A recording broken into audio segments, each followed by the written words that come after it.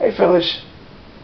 So yeah, it's early Friday afternoon. Meant to get to this earlier in the week. Didn't.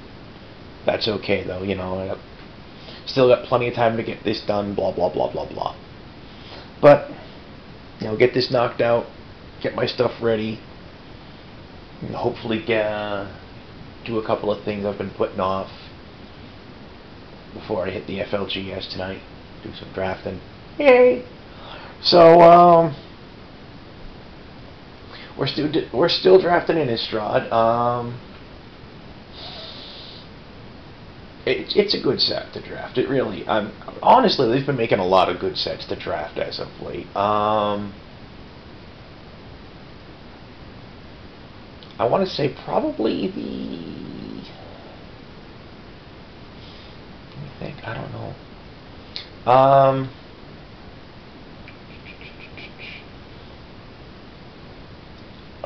I'm trying to think back when was the last time they actually made a set that I really didn't like drafting, and a set or block really. Alara, I never really got used to. I just plain didn't. I only drafted it a handful of times on Magic Online, not often, and to be perfectly honest, it was also. I was in the middle of Iraq. I didn't have a very stable internet connection, so hey, who happens, right? But anyways, so let's put that. So there wasn't much enjoyment in a lot of drafting on those rare times I drafted a Lara block because I just didn't know what I was doing. Now you go into a block. I mean, let's be perfectly honest. I mean, outside of core sets, when you go in and you start drafting in a block, it's a different animal from drafting a core set. You draft a core set, your basic bread and butter stuff matters more. When you're drafting in a block, you need to keep your eyes out for the block mechanics, the card interactions, cards that you won't that in a vacuum wouldn't seem all that great with block mechanics, and certain other cards in the block are going to be really, really good. For example, the creature that makes the blue creature that makes the 2/2 homunculus token, that thing's actually really good because it combos with a couple of other cards in block to create some really serious stuff. I mean, for example, it combos with another blue creature that whenever a creature goes to your graveyard from play, it mills your opponent. Actually, I think it mills target player. Whatever the case may be. Plus it combos with the white card Unruly Mob. Whenever a creature hits your graveyard from play, flip +1/+1 counter on it. It combos with anything with the Morbid. So, yeah, I mean, that's really a combo-rific card, So you have to be aware that, although that card may not be all that great, he combos with a lot of stuff. A lot. But, that aside, draft decks. I want to say I did okay with the first draft deck, second draft deck. No, not really, at all. But, oh well. The poo happens. I'll be perfectly honest. Both drafts I ended up going red-white. I didn't expect to go red-white in the second draft, but when the cards started coming around, that's what I ended up with, how can I put this? Being really blunt about it, red's not, how can I put it? If you can get the cards for it, red can be a good color in Innistrad draft. I've just found that it's so hard to get the good cards in red in Innistrad draft. Black, on the other hand, black's not a difficult color to get good cards in. I've found blue and white overall to be the easiest colors to get decent cards in Innistrad draft. Although that might just be a quirk of the way random distribution of packs is worked out, and play style and drafting preferences of other people where I play. I don't know. And if I had an answer on that one, I'd give it. But, hey, let's look at this deck right here, right? Main deck. I'm rocking 2 Into the Maw of Hell. It's a nice little, it's a 4 double red, it's a sorcery, let me see. Sorcery, nuke a land, 13 to target creature. That'll pretty much take out any creature that isn't indestructible. Or that regenerates. Unfortunately, when playing this deck, the Into the Maw of Hell, the only time it really came up is when the only time I drew it really was when I couldn't cast it. I'd be sitting there with like 5 planes and a mountain and like going, you're crapping me, really? Especially when I put this deck together, I also favored mountains over planes, if I recall correctly too. But oh well, right? Oh well. So 2 Into the Maw of Hell, 2 Geist Flames, Brimstone Volley, a Rolling Templar, a Devil's Play, Instigator Gang. Oh yeah, he's a nice buff card. Before I get too far with other stuff, other control cards, I've got a Rebuke, Bonds of Faith, 2 Abyssinian Priest. Other creatures, I got a Tormented Pariah, 2 Ashmouth Hounds, Bloodcrazed Neonate, a Doom Traveler and a Mausoleum Guard, Cloistered Youth, Chapelgeist, Selfless Cathar. I believe there's one other card in the there's one other card in the deck.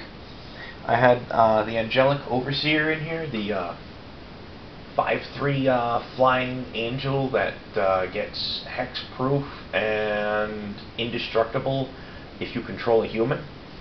That's some nice stuff, right? Like I said, the deck didn't really... It did okay, but not exemplary. I want to say out of the prize pool, I got the Instigator Gang back and the Devil's Play back. And I don't remember if this Dearly Departed I got out of the prize pool or not. I can't recall.